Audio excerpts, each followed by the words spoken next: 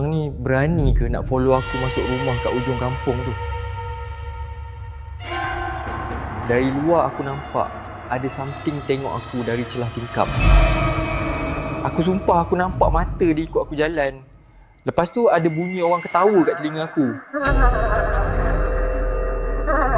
Rumah ni dikatakan tempat semua jenis hantu dikurung.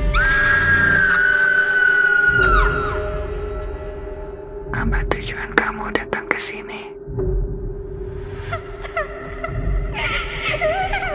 Di sini bukan tempat untuk manusia. Pergi kamu dari sini. Ya je kau ni. Kenapa? Takut kan? Selagi aku tak tengok dengan mata kepala aku sendiri, aku tak percaya. Kamu bertiga. Kenapa masih berada di kawasan sekolah? Balik dorm masing-masing sekarang.